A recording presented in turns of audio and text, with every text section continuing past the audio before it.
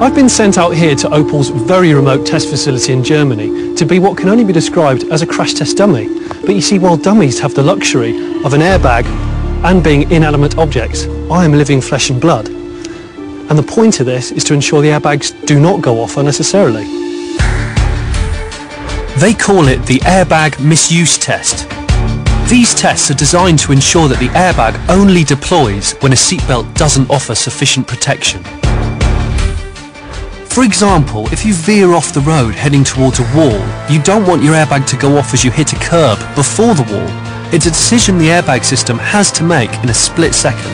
If it gets it wrong and deploys at the wrong moment, you won't be protected. This is test number 1, the ramp test.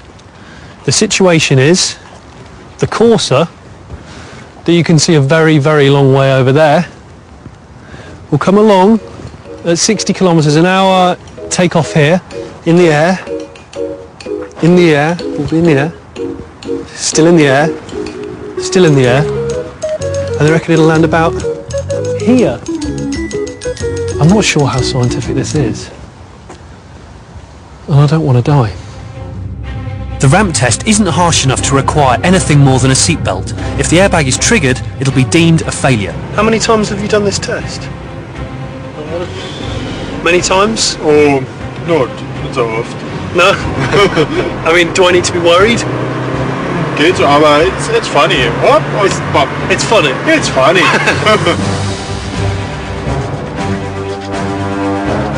Sagt Kollege Bescheid, also Wink oder können wir fahren?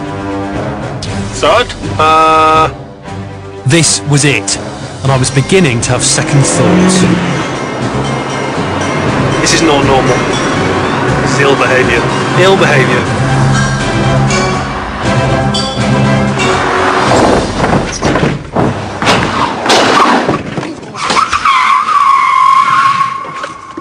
Blimey. That was, well, he said that was funny. I'm not sure how funny that was. It's actually quite violent.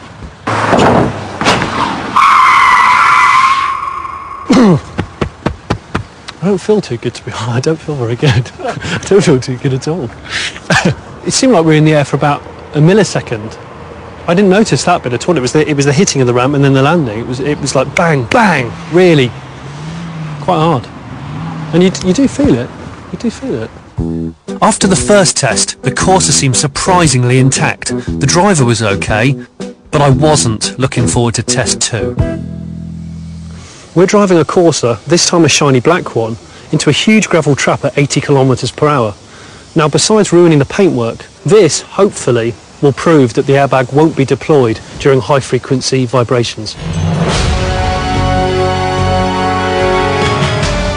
Optional extra, riot shield, perfect for those Saturday nights in Hackney. Although the Corsa is being subjected to a vicious surface, there should be no need for an airbag. Hallo, ich bin Johnny Smith. Wie geht's?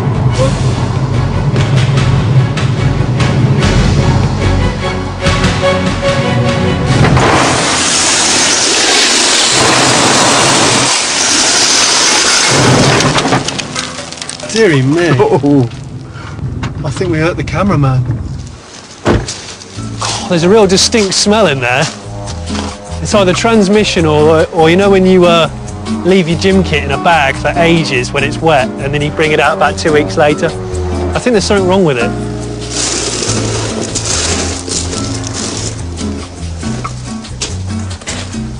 That's not going to happen.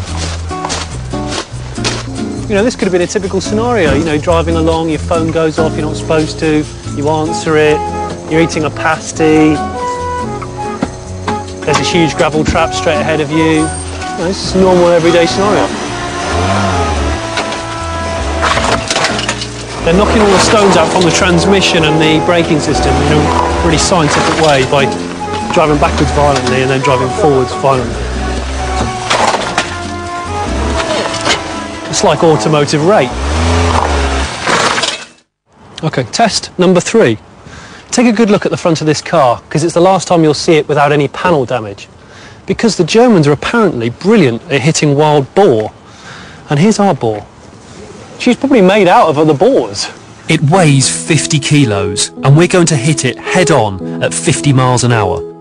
Ouch. What's a ball without a face? Delilah, I know this is a difficult thing for me to tell you, but you're going to get struck quite heavily by a General Motors car, so that General Motors can make sure that the occupants of their machines don't get killed when they hit other boars like yourself. I hope you're alright with that. I'm really sorry. I love you. There are 2,700 boar-related crashes in Germany every year. That's a lot of airbags that would need replacing unnecessarily. I can see the boar. Full bore at the door. Oh dear. I think it's dead. Delilah's deceased.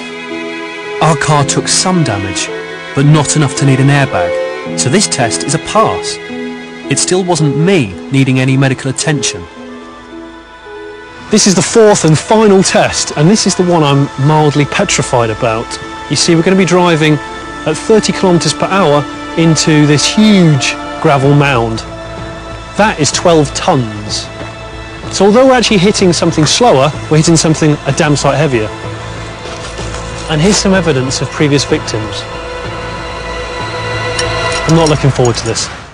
This didn't feel like a scientific experiment. It was pure German madness. Hitting a 12-ton object sounded like a scenario where I'd need an airbag. But apparently it won't be a quick enough deceleration to warrant one. Okay, here it is. Down.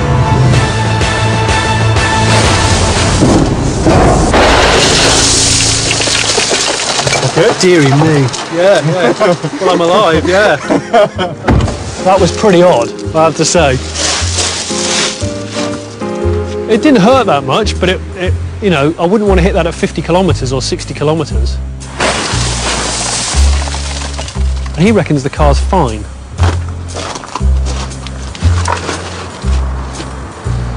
Yeah, she's seeping coolant.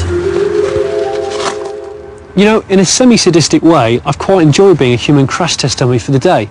At no point did any of the airbags deploy, and I haven't got any bodily discomfort to speak of, apart from a slight crick in the neck. And it's a comforting thought to think that these tests are being carried out so that your airbag doesn't go off until you really need it.